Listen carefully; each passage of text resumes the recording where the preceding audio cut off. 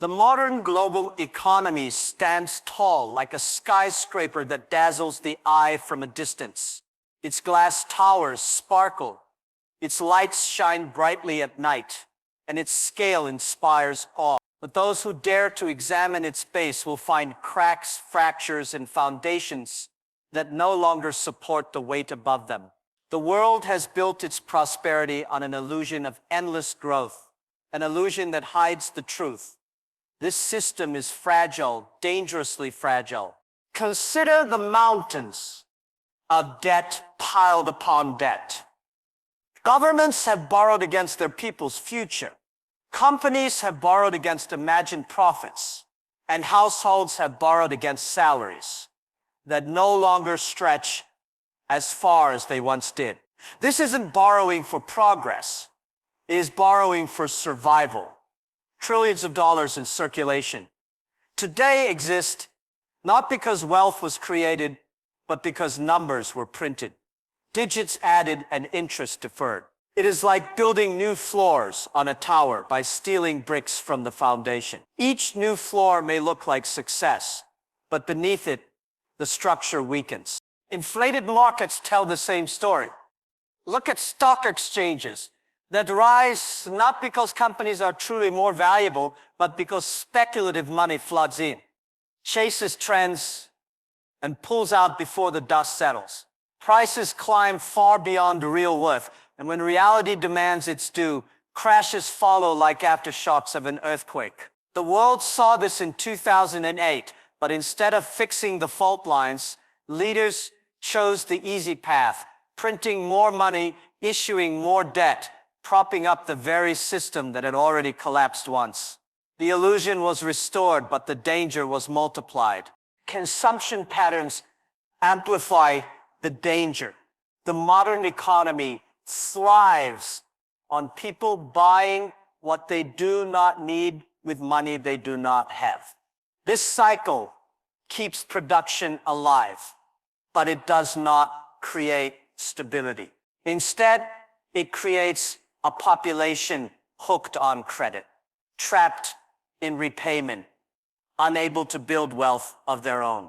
Consumerism feeds on itself, but like any addiction, the high cannot last forever. When wages stagnate, when inflation erodes savings, when interest rates climb, the illusion of prosperity crumbles, and the real suffering begins.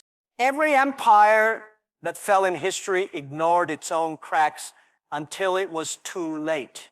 The Roman Empire, with its grandeur, could not sustain its endless wars and internal corruption.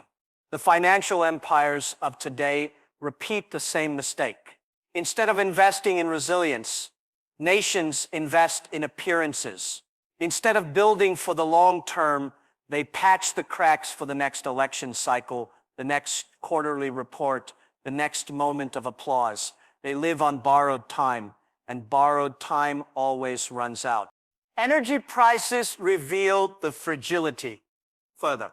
One shock in oil supply, one disruption in gas pipelines, one conflict in a producing region, and the world trembles. Entire nations depend on resources they do not control, shipped through routes they cannot secure, priced in markets they cannot stabilize. The illusion of stability hides the truth. The system is vulnerable to sudden collapse from events beyond anyone's control. The same holds true for food. In a world of abundance, millions still go hungry. Not because food cannot be grown, but because supply chains are stretched thin. Land is exhausted, and farmers are buried under costs. When climate shifts, when harvests fail, when logistics falter, food shortages follow swiftly. Civilizations are only ever 3 meals away from chaos, and the cracks beneath the global economy ensure that chaos can arrive without warning. Even technology, praised as the savior of modern life, contributes to the instability. Automation and artificial intelligence promise efficiency, but they also eliminate jobs faster than economies can adapt. The digital world creates wealth, but it also concentrates power into the hands of a few corporations while leaving entire industries obsolete. Wealth grows, yes, but inequality grows faster. And inequality is the silent fracture line that destroys societies from within. What makes these foundations so fragile is not only the cracks themselves, but the blindness of those who walk upon them. Policymakers, investors, and citizens convince themselves that the tower will stand forever because it has not yet fallen. They measure stability by the absence of collapse, ignoring the signs that collapse has already begun. The cracks are visible, the tremors are felt, and the weight above keeps growing heavier. The greatest danger lies in complacency. Leaders believe they can always print more money, always bail out another bank, always push the problem one more year into the future. But there is a limit to how much can be borrowed, a limit to how much can be printed, a limit to how long people can be convinced that tomorrow will fix today. When that limit is reached, the fragile tower will not bend, it will break. And when it breaks, it will not be a local collapse, it will be global. The illusion of endless growth has lulled nations into believing they can defy the laws of economics. But history always reasserts itself. What is borrowed must be repaid. What is inflated must deflate. What is unsustainable must end. The question is not if the fragile foundations will give way, but when. The cracks are widening, the weight is increasing, and the silence before the fall grows heavier with each passing day. The global economy does not move on ideas alone. It moves on ships that cross oceans, trucks that cross borders, planes that cut across skies, and pipelines that snake through continents. These are the veins and arteries of the system, carrying lifeblood from one corner of the world to another. Yet these veins are clogged, fragile, and dangerously vulnerable. Supply chains, once celebrated as the great achievement of globalization, now reveal themselves as the greatest point of weakness. They are breaking quietly, not with a single explosion, but with a series of cracks that spread unnoticed until the collapse becomes undeniable. For decades, companies and governments built systems designed for speed, not stability. They created just-in-time models where warehouses were abandoned in favor of constant flows. Products were shipped the moment they were made, with no cushion, no backup, no room for error. This worked in times of calm, when shipping lanes were clear, when fuel was cheap, when labor was stable. But the modern world is not calm. One port closure due to a pandemic, one canal blocked by a stranded ship, one factory fire in a remote city, and the entire chain unravels. Shelves go empty, factories halt production, and ordinary people feel the weight of a crisis that began thousands of miles away. Food is the most haunting example. Nations no longer grow what they eat. They import from across the world. Wheat from one continent feeds millions on another. Rice harvested in Asia fills bowls in Africa. Meat raised in one hemisphere stocks supermarkets in the other. This interconnectedness makes food abundant in times of peace, but it turns hunger into a global epidemic when disruption occurs. A drought in one region becomes famine in another. A war that halts grain shipments becomes starvation for entire countries. The fragility of this system means food security is no longer local. It is hostage to distant events beyond anyone's control. Energy supply chains show the same fragility. Oil tankers crossing oceans, gas pipelines running under soil, coal shipments from distant mines, all depend on fragile logistics. When a tanker is delayed, when a pipeline is sabotaged, when sanctions block a supplier, energy markets surge into chaos. Prices skyrocket. Industries halt. homes go dark. Nations that depend on imported energy find themselves at the mercy of geopolitical storms. Leaders may promise stability, but no promise can shield people from the shockwaves of a system stretched too thin. Technology reveals another weakness. Modern devices are not made in one country. They are assembled from parts scattered across the globe. A smartphone contains minerals mined in Africa, chips manufactured in Asia, designs engineered in America, software coded in Europe, and assembly completed in factories employing thousands of low-cost workers. This vast chain looks efficient, but it is vulnerable at every link. A shortage of rare earth minerals, a trade war, a labor strike, or a pandemic lockdown can halt the production of millions of devices overnight. The illusion of abundance hides the truth that technology is only as stable as its weakest supplier. Medicine carries the gravest risk. Most nations no longer produce their own essential drugs. They rely on imports of raw materials and finished products from a handful of factories concentrated in a few countries. This dependence turns health into a gamble. When supply chains falter, pharmacies run empty, hospitals face shortages, and lives hang in the balance. A delay in shipping containers can mean a delay in life-saving treatment. A disruption in one factory can mean the suffering of millions. No system should allow health to depend on fragile global logistics, yet that is exactly the system that has been created. Silent collapse is not only about physical goods. Financial and digital supply chains also show vulnerability. Data centers that process transactions, servers that host communication, and undersea cables that carry internet traffic are all concentrated and fragile. A single cyber attack, a single technical failure, a single act of sabotage can disrupt entire economies. People believe money flows invisibly, but behind the illusion lies a web of servers and cables no less fragile than shipping lanes and factories. What makes the collapse silent is the gradual nature of these failures. The public does not see the container ships waiting outside ports for weeks. They do not see the factories idled for lack of a single part. They do not see the farmers unable to ship their harvest because logistics have broken down. They only see the result: higher prices, empty shelves, delays in services. By the time they feel the pain, the cracks have already spread too far. The greatest irony is that the very efficiency of these supply chains is what makes them so weak.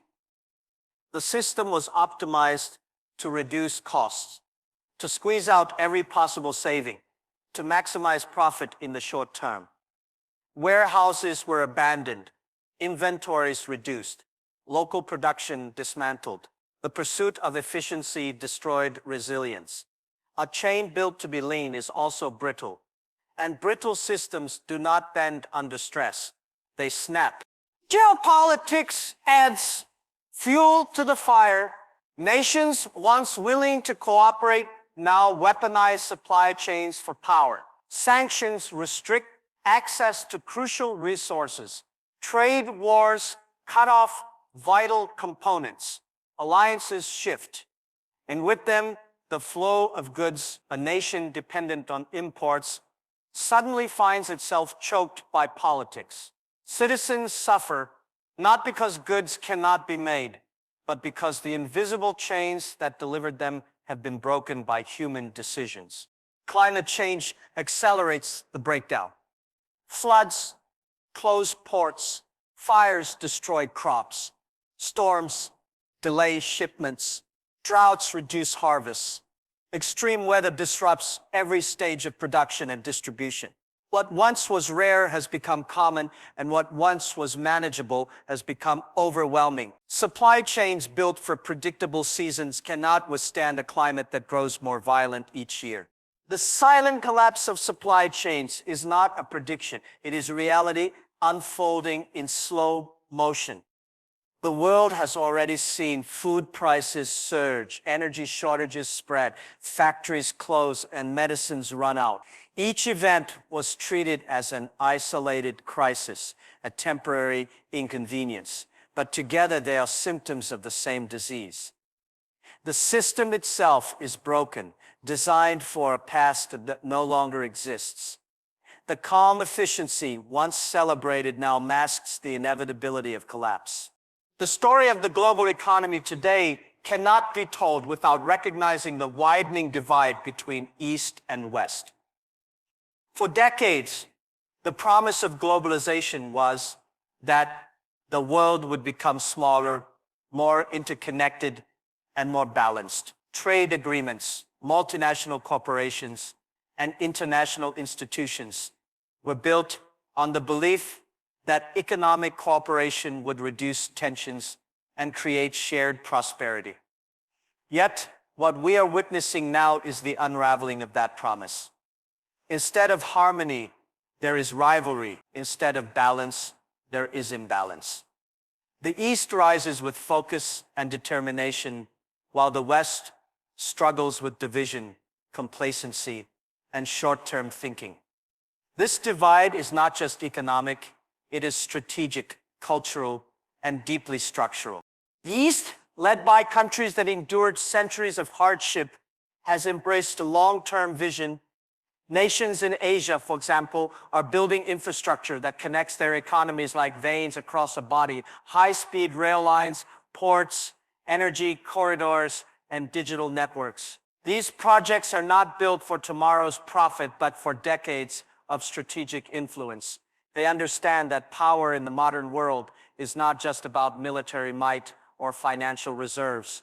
It is about control of connectivity, resources, and markets. By focusing on long-term resilience, the East ensures that its growth is not merely fast but enduring. Meanwhile, the West finds itself tangled in the very prosperity it once championed. Its politics is fractured, its society is divided, its institutions paralyzed by endless debates and short election cycles. Decisions that should be made with a 50-year horizon are sacrificed for popularity in the next 5 months. Infrastructure crumbles, industries relocate, and debt expands, while leaders promise reforms they rarely deliver. The West still has wealth, but wealth without vision is a fading shadow of power. It is not enough to have resources. One must have the discipline to direct them. Trade illustrates the divide clearly. The East produces, the West consumes. Factories in Asia churn out goods at a scale and speed unmatched anywhere else in the world. Technology, textiles, machinery, and even food flow from east to west in massive quantities. In return, the West exports financial services, entertainment, and high-end technologies, but these cannot compete with the essential goods that sustain daily life. This imbalance creates dependency. The West depends on the East for survival, but the East does not depend on the West in the same way. The more this dependency grows, the greater the shift in power. Currency plays its role in deepening the divide. For decades, the Western world enjoyed the privilege of its currency dominating global trade.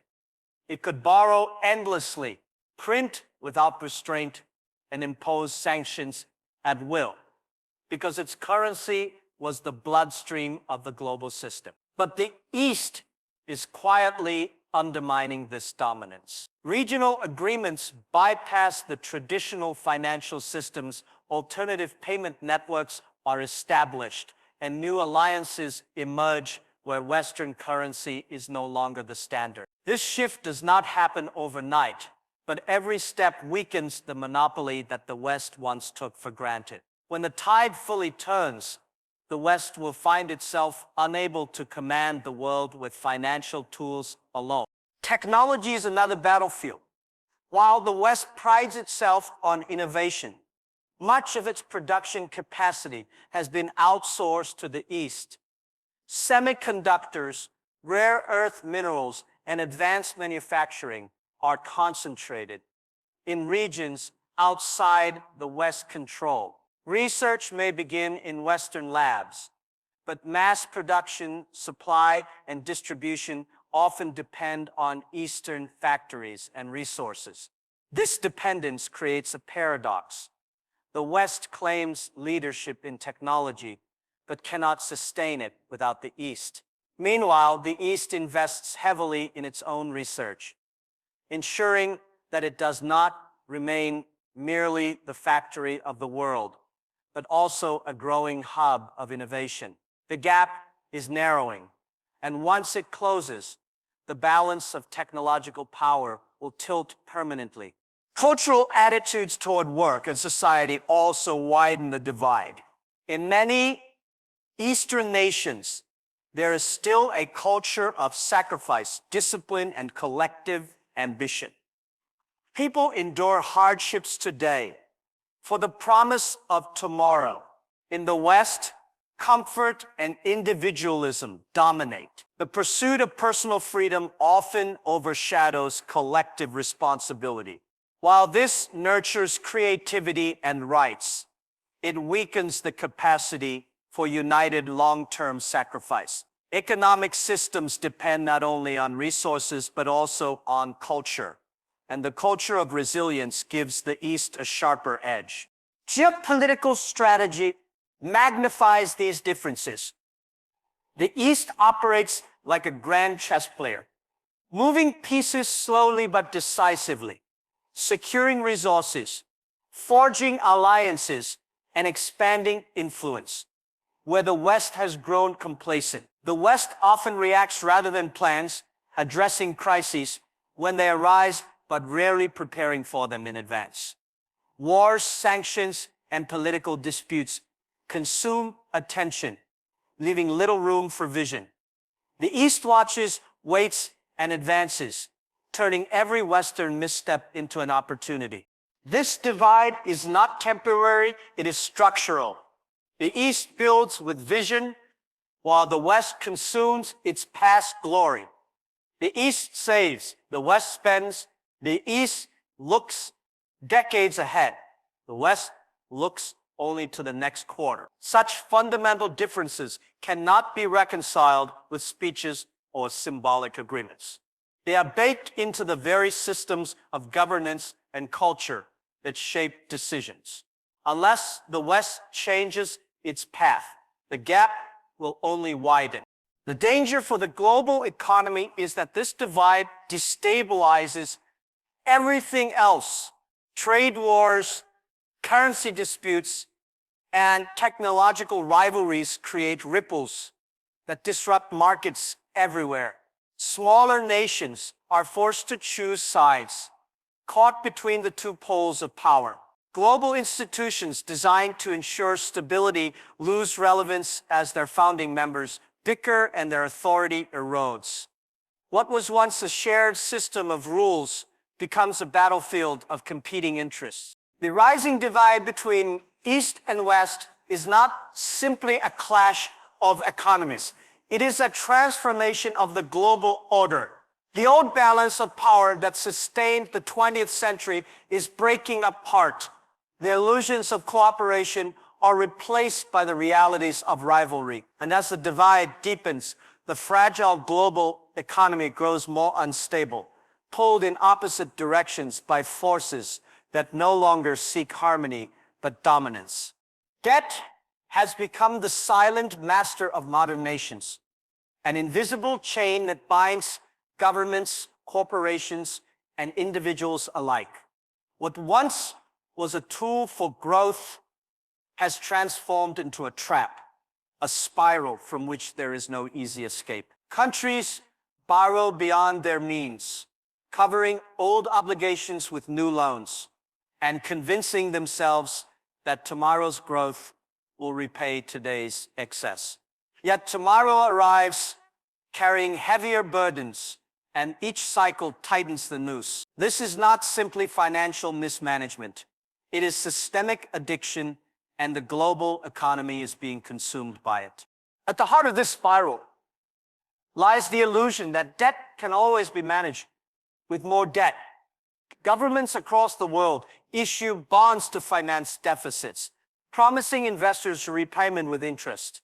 When the maturity date comes, they rarely repay from real earnings. Instead, they roll over the debt, issuing new bonds to cover old ones. This cycle might work in the short term, but over decades it transforms into an ever-expanding mountain. Interest payments alone consume large portions of national budgets, leaving less room for infrastructure, healthcare, education, or security. In many countries, servicing debt has become a larger priority than serving citizens, a shift that exposes the fragility of modern governance. Central banks have fueled this addiction by lowering interest rates and printing money. For years, cheap borrowing created the illusion of prosperity. Leaders could spend without consequence. Businesses could expand without profit, and households could live beyond their wages. But cheap money is not free money. It creates bubbles in housing, in stocks, in commodities, in nearly every sector of the economy.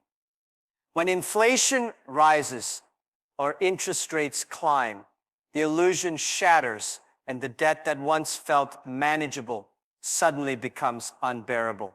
The private sector mirrors this behavior. Corporations borrow heavily to finance expansions, stock buybacks, and mergers.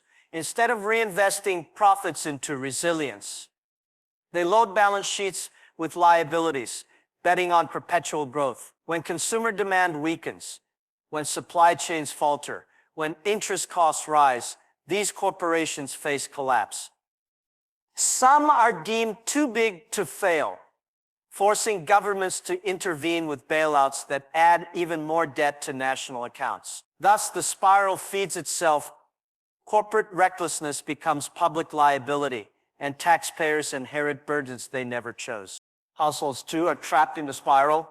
Mortgages, student loans, credit cards, auto loans. People live in an economy where survival often requires borrowing. Wages have stagnated, while the cost of housing, healthcare, and education has surged. Families take on debt to bridge the gap, believing future income will catch up. But when jobs are lost, when inflation erodes purchasing power, when interest rates rise, households sink deeper into financial quicksand. The debt of individuals becomes the instability of entire societies as mass defaults ripple into banking systems and weaken the broader economy. History shows where this path leads. Empires have crumbled under the weight of debt they could no longer sustain, from the monarchies of Europe to modern states that defaulted on their obligations. The story is consistent. Borrowing can extend power, but only temporarily. Eventually, lenders demand repayment or lose faith entirely. When confidence vanishes, collapse follows swiftly. Today's global system is even more interconnected, meaning one nation's default can trigger a chain reaction that topples economies half a world away. The spiral is worsened by the structure of global finance itself. Wealthy nations borrow in their own currency, giving them flexibility to inflate away obligations. Poorer nations, however, often borrow in foreign currencies, trapping them in cycles they cannot escape. When their local currency falls, their debt burden multiplies, and they are forced to impose austerity measures that cripple growth and punish citizens. This dynamic creates resentment, instability, and waves of migration as people flee failing economies. Debt, once intended as a path to development, becomes a tool of dependency and control. What makes the spiral truly dangerous is the illusion that it can continue forever. Politicians reassure citizens that growth will outpace borrowing. Economists argue that debt to GDP ratios can rise indefinitely without consequence. Markets pretend that bonds are safe because governments will always repay, but mathematics does not lie. Interest compounds relentlessly. Even with moderate rates, The cost of servicing massive debt eventually overtakes the ability to generate revenue. At that point, default, devaluation, or hyperinflation becomes inevitable. The spiral also erodes trust in institutions. Citizens see governments spending recklessly while demanding austerity from the people. They watch banks receive bailouts while ordinary workers lose homes and savings. They see inflation rise while wages stagnate, and they lose faith in the very system meant to protect them. Once trust evaporates, social unrest follows. Protests erupt, populism surges, and political stability crumbles. The spiral of debt is not merely economic. It is social, political, and moral, shaking the foundations of democracy itself. Global debt has now surpassed levels once considered unimaginable. Trillions of dollars hang over the world like a storm cloud, casting shadows on every decision. Leaders hold summits, issue statements, and promise reforms, but the spiral continues unchecked. Each year brings new records in borrowing, new highs in deficits, new lows in discipline. The problem is not ignorance, it is cowardice. Addressing the spiral requires painful sacrifices. Cutting spending, raising taxes, restructuring obligations. But politicians fear backlash, so they choose the easier path of postponement. Yet postponement only feeds the spiral, making the eventual reckoning more destructive. The debt spiral of nations is the clearest sign that the global economy is unsustainable. It reveals a system addicted to illusions, unable to live within its means, unwilling to face reality. What began as a tool of growth has become a weapon of self-destruction. The spiral tightens with every year, every loan, every promise unfulfilled.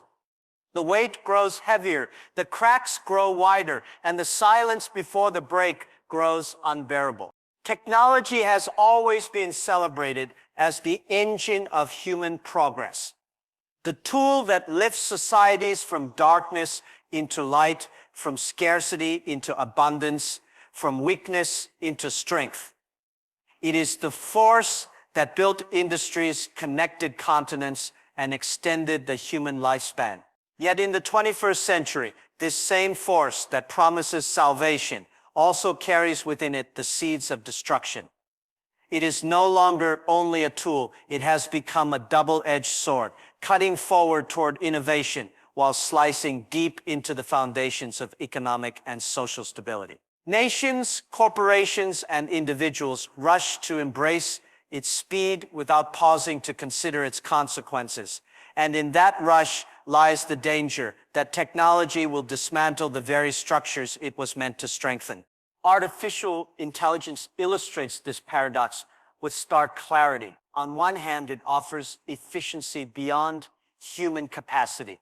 Machines that can analyze vast oceans of data in seconds, algorithms that can predict consumer behavior, medical systems that can diagnose diseases more accurately than doctors. On the other hand, it threatens millions of jobs, displacing workers who built their lives on tasks that machines can now perform faster and cheaper.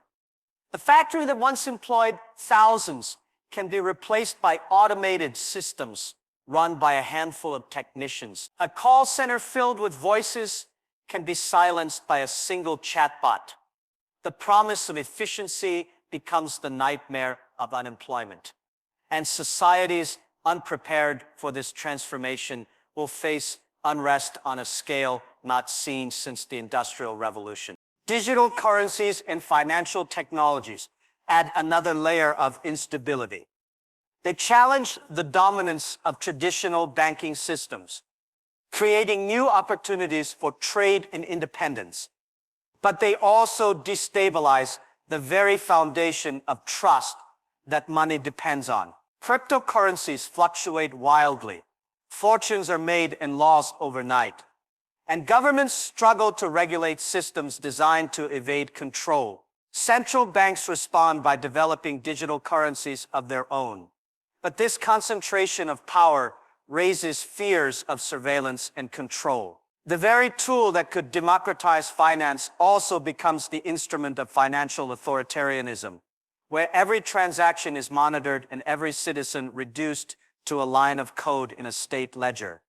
Automation in industries reshapes economies in ways both remarkable and dangerous. Self-driving vehicles promise safer roads, cheaper transport, and efficient logistics. Yet they also threaten millions of drivers whose livelihoods depend on steering wheels. Warehouses filled with robots can move goods around the clock, but they strip away employment from communities that once thrived on manufacturing. The ripple effect is enormous. When workers lose jobs, they lose income. When they lose income, they reduce spending. When spending falls, businesses collapse. And when businesses collapse, entire regions decline. What looks like technological progress from a corporate balance sheet can translate into devastation on the ground. The internet, the greatest symbol of interconnectedness, also reveals the double edge. It spreads knowledge, connects families across continents, and fuels global trade at a scale never imagined. But it also spreads disinformation at lightning speed, destabilizes democracies through manipulation, and exposes every individual to surveillance by corporations and governments alike. The same platforms that allow small businesses to reach global markets are the ones that addict children to endless streams of distraction, weaken attention spans, and fracture mental health. Connectivity becomes both empowerment and enslavement, and societies cannot decide which edge of the sword will cut deeper. Biotechnology and genetic engineering embody perhaps the most profound danger. The ability to edit genes promises cures for diseases once thought incurable, crops resistant to climate change, and lifespans extended beyond natural limits. Yet this same ability can create weapons of unimaginable destruction, biological agents that can target populations with precision, or genetic inequalities that divide humanity into classes of designed and undesigned. The power to rewrite life itself is in human hands, but humanity's history of misusing power gives little comfort that wisdom will prevail.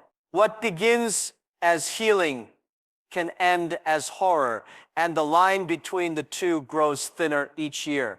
Even the clean technologies, celebrated as solutions to climate change, hold hidden risks. Solar panels, wind turbines, and electric vehicles reduce carbon emissions, but they rely on rare earth minerals mined under conditions of exploitation and conflict. Batteries that power the green revolution depend on supply chains, vulnerable to disruption, and disposal of those same batteries creates new environmental challenges. The solution to one crisis may sow the seeds of another, proving that no technology is without cost. The narrative of salvation ignores the quiet destruction that often lies behind the scenes of innovation. The double-edged nature of technology is most visible in the widening gap between those who control it and those who do not. Wealth concentrates in the hands of a few corporations that dominate artificial intelligence, cloud computing, and digital platforms. These corporations wield power greater than many nations, shaping economies, influencing politics, and controlling the flow of information. Ordinary workers and small businesses cannot compete with such concentration of resources, and inequality deepens. Societies fracture into two classes, those empowered by technology and those displaced by it. When inequality grows too wide, the stability of nations collapses, not from external invasion, but from internal despair. Education systems lag far behind the speed of technological change. Children are taught skills that may be obsolete before they graduate. Universities produce graduates prepared for industries that no longer exist. Workers trained for physical labor are thrown into economies that demand digital expertise. The gap between what technology requires and what education delivers widens each year, leaving millions unemployable, not because they lack intelligence, but because they were prepared for a world that no longer exists. The double edge cuts deepest when opportunity is denied to entire generations. Psychological impact of rapid technological change adds another dimension of instability. Humans evolve in environments where change occurred slowly over centuries, not in cycles of 5 years or less. The pace of innovation overwhelms the capacity of societies to adapt. People feel disoriented, alienated, and powerless, fueling anxiety, depression, and anger. Political movements exploit this unrest, promising to restore stability or resist technology altogether. But these promises are illusions. The machine will not stop. The sword will not dull. The only question is how societies wield it and whether they prepare for the wounds it will inevitably cause. Technology as a double-edged sword is not a metaphor for the future. It is the reality of the present. It has already transformed how we work, how we trade, how we think, and how we govern. It creates opportunities while destroying certainties, builds prosperity while fueling inequality, and expands freedom while enabling control. Its benefits are undeniable, but so are its dangers. The path forward is filled with brilliance and chaos alike, and the balance between them grows more precarious each day. The moment we live in is not ordinary. It is not just another cycle in the long rhythm of history, not just another rise and fall of markets, not just another season of prosperity followed by recession. It is something deeper, something more dangerous. For the first time in centuries, the entire global system stands on the edge of chaos, and the warning signs are not faint whispers in the distance, but deafening alarms echoing in every corner of the world. The urgent red alert is not a prophecy, it is a reality unfolding before our eyes, and yet humanity continues to act as if time is endless, as if tomorrow will always offer another chance. Every indicator points toward fragility. Economies stagger under record levels of debt, households struggle under the weight of inflation, and entire governments gamble with the future by pretending that growth can be infinite in a finite world. The illusion of stability is maintained through propaganda, statistics manipulated for optimism, and leaders who reassure citizens that all is well. But beneath the surface, beneath the polished speeches and glossy headlines, lies a truth so stark that it cannot be denied. The global economy is heading for chaos, and those who refuse to prepare will be consumed by it. The urgency of this moment lies in its convergence. It is not one crisis, but many, overlapping and colliding like waves in a storm. Debt spirals consume nations while supply chains falter, and food insecurity spreads. Climate change amplifies every weakness, with floods destroying harvests, droughts crippling water supplies, and storms wiping out infrastructure. Technological disruption displaces millions of workers at the very moment societies can least afford instability. Geopolitical divides deepen as East and West pull in opposite directions, tearing apart the fragile fabric of global cooperation. Each crisis on its own would be manageable. Together, they form a storm so vast that no nation, no matter how wealthy or powerful, can stand against it alone. The red alert is not just about economics. It is about survival. When people cannot afford food, unrest erupts. When energy prices surge, industries collapse. When currencies lose value, savings vanish, and middle classes crumble into poverty. These are not abstract risks, but lived realities already unfolding across continents. Protests in the streets, collapsing banks, mass migrations, and widening inequality are not anomalies. They are symptoms of a deeper sickness. The global order built after the Second World War is cracking, and the fractures are spreading faster than leaders can contain. What makes the alert urgent is the shrinking window of time. Problems that should have been addressed decades ago were postponed for convenience, for profit, for political survival. Instead of reducing debt, governments increased it. Instead of diversifying supply chains, corporations centralized them. Instead of preparing for climate change, industries denied it. Instead of retraining workers for the digital age, education systems clung to outdated models. Instead of building resilience, humanity built illusions. Now the future has arrived, and the bill is due. The time to act is not tomorrow or next year or the next generation.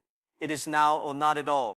The psychological denial of this crisis is perhaps the most dangerous factor of all. People cling to normalcy, to the hope that life will continue as it always has.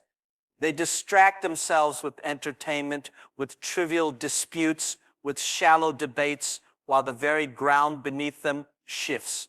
Leaders encourage this distraction because it buys them time. Corporations encourage it because it sustains consumption. But denial cannot shield anyone from the consequences of reality. When the system breaks, denial will vanish, replaced by panic, and panic in a world of billions armed with advanced weapons, governed by fragile institutions, is not chaos. It is catastrophe. The red alert is also moral. It asks a question that humanity has avoided for too long. Will we build a system that serves all, or will we continue to serve only the few at the top? Inequality has reached levels not seen in centuries. A handful of corporations and billionaires control more wealth than entire nations, while billions struggle to survive on wages that barely cover food and shelter. This is not only unjust, it is unsustainable. Societies cannot function when the majority live in despair, while the minority live in unimaginable luxury. The anger of the masses is rising, and history shows what happens when inequality becomes unbearable. Revolutions are born not from ideology, but from hunger and despair, and the world is heading straight toward that breaking point. The alert is geopolitical as well. Nations are arming, alliances are fracturing, and conflicts simmer beneath the surface. Wars may begin with territory, with ideology, with resources, but they are fueled by economic desperation. When nations cannot feed their people or stabilize their economies, they seek scapegoats, they seek enemies, they seek distraction in war. The global economy's fragility makes such conflicts more likely, not less. Every disruption to trade, every sanction, every blockade further destabilizes the system. And once violence begins, it rarely stays contained. A spark in one region can ignite the entire world, and in an interconnected economy, even distant wars spread chaos across continents. The urgent red alert is not only external, but internal. It calls for reflection on the choices individuals make daily, the illusions they accept, the responsibilities they ignore. Too many people wait for governments to fix what governments have no will to fix, for corporations to solve problems they profit from, for leaders to act when their entire incentive is to delay. The truth is that preparation must begin at every level. Individuals building resilience in their own lives, communities creating support systems, nations prioritizing long-term stability over short-term gain. Without this, the collapse will not only be global, it will be personal. The urgency is heightened by the fact that opportunities for change still exist, but are fading quickly. Renewable energy can still reduce dependency on fragile fossil fuel markets. Localized production can still reduce the vulnerability of supply chains. Debt restructuring can still prevent defaults from cascading into global depression. Investment in education and retraining can still prepare workers for technological disruption. But these solutions require courage, sacrifice, and foresight. Qualities in short supply among leaders who prefer applause today over survival tomorrow. Each year of delay closes doors, narrows choices, and reduces the margin for recovery. Eventually, the window closes entirely and humanity finds itself trapped in a future it can no longer shape. The red alert is not meant to inspire fear alone. It is meant to shatter complacency, to break the trance of normalcy, to pierce the illusion that everything will somehow fix itself. The truth is that nothing fixes itself. Systems collapse when neglected. Economies fail when abused. Societies disintegrate when inequality festers. The alert is urgent because the patterns of history are clear. Civilizations rise, but they also fall. And they fall not from foreign invasion, but from internal rot. The warning is not for some distant century. It is for this decade, for this generation, for this very moment.